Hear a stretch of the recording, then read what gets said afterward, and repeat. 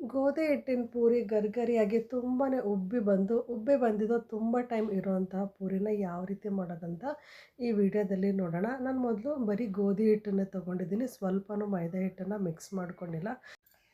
2 ಬಟ್ಲಷ್ಟು ಗೋಧಿ ಹಿಟ್ಟನ್ನು ತೊಗೊಂಡಿದ್ದೀನಿ. ಅದಕ್ಕೆ ಸ್ವಲ್ಪ ಉಪ್ಪು ಹಾಕ್ಕೊಂಡು ಒಂದೇ ಒಂದು ಸ್ಪೂನು ಬಿಸಿಯಾಗಿರೋಂಥ ಎಣ್ಣೆನ ಹಾಕ್ಕೊಂಡು ಸ್ವಲ್ಪನೇ ನೀರು ಹಾಕ್ಕೊಂಡು ಕಲಿಸ್ಬೇಕು. ಒಂದೇ ಸಲ ನೀರು ಹಾಕೊಳ್ಳೋಕೆ ಹೋಗಬಾರ್ದು, ಸ್ವಲ್ಪನೇ ನೀರು ಹಾಕ್ಕೊಂಡು ಕಲಿಸ್ಬೇಕು. ಸಾಮಾನ್ಯವಾಗಿ ಗೋಧಿ ಹಿಟ್ಟಿಗೆ ಸ್ವಲ್ಪ ಮೈದಾ ಹಿಟ್ಟನ್ನು ಮಿಕ್ಸ್ ಮಾಡಿ ಕಲಸಿದ್ರೆ ಉಬ್ಬಿ ಬರುತ್ತೆ ಅಂತಾರೆ. ಆದರೆ ನಾನು ಯಾವಾಗಲೂ ಗೋಧಿ ಹಿಟ್ಟಲ್ಲೇ ಉಬ್ಬಿ ಬರೋಂಥ ಪೂರಿ ಮಾಡ್ತೀನಿ. ಹಿಟ್ಟನ್ನು ಈ ರೀತಿ ಕಲಸಿಟ್ಟು ಒಂದು ಅರ್ಧ ಗಂಟೆ ನೆನೆಯೋಕ್ಕೆ ಬಿಡಬೇಕು. ಟೈಮ್ ಇಲ್ಲ ಅನ್ನೋರು ಒಂದು 10 ನಿಮಿಷ ಬೇಕಿದ್ದರೂ ಬಿಟ್ಟು ಮಾಡ್ಬೋದು. ನೋಡಿ, ಹಿಟ್ಟು ಈಗ ಚೆನ್ನಾಗಿ ನೆಂದಿದೆ, ತುಂಬಾ ಸಾಫ್ಟಾಗಿದೆ.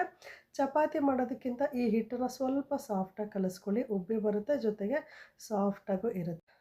ಕಲಸಿಟ್ಕೊಂಡಿರೋ ಇಂತಹ ಹಿಟ್ಟನ್ನು ಸ್ವಲ್ಪ ತೊಗೊಂಡು ಸ್ವಲ್ಪ ಗೋಧಿ ಹಿಟ್ಟನ್ನು ಉದುರಿಸ್ಕೊಂಡು ಈ ರೀತಿ ಲಟ್ಟಿಸ್ಕೊಂಡು ಎಣ್ಣೆ ಚೆನ್ನಾಗಿ ಬಿಸಿಯಾಗಿರಬೇಕು. ಎಣ್ಣೆ ಚೆನ್ನಾಗಿ ಬಿಸಿಯಾಗಾದ್ಮೇಲೆ ಇನ್ನೇನು ಪೂರಿ ಹಾಕ್ತೀವಿ ಅನ್ನೋ ಟೈಮಲ್ಲಿ ಊರಿನ ಐ ಫ್ಲೇಮಲ್ಲಿ ಇಟ್ಕೊಂಡು ಈ ರೀತಿ ಪೂರಿನ ಹಾಕ್ಕೊಂಡು ಮೇಲ್ಗಡೆ ಸ್ವಲ್ಪ ಎಣ್ಣೆನ ಚುಮ್ಕಿಸ್ತಾ ಇರಬೇಕು. ಇಲ್ಲಾಂದರೆ ನೋಡಿ, ಮಧ್ಯದಲ್ಲಿ ಈ ರೀತಿ ಸೌಟನ್ನು ಪ್ರೆಸ್ ಮಾಡಿ ಎಣ್ಣೆ ತಾಗೋ ಹಾಗೆ ಇಟ್ಕೊಂಡ್ರೆ ಪೂರಿ ಉಬ್ಬಿ ಬರುತ್ತೆ. ನೋಡಿ, ಉರಿ ಮಾತ್ರ ಐ ಫ್ಲೇಮಲ್ಲೇ ಇಟ್ಕೋಬೇಕು. ಲೋ ಫ್ಲೇಮಲ್ಲಿ ಇಟ್ಕೊಂಡ್ರೆ ಪೂರಿ ಉಬ್ಬಿ ಬರಲ್ಲ, ಜೊತೆಗೆ ಒರಟಾಗುತ್ತೆ, ಸಾಫ್ಟಾಗಿರಲ್ಲ. ನೋಡಿ, ಮತ್ತೊಂದು ಪೂರಿನ ಅದೇ ರೀತಿ ಹಾಕಿ ತೋರಿಸ್ತಾ ಇದ್ದೀನಿ.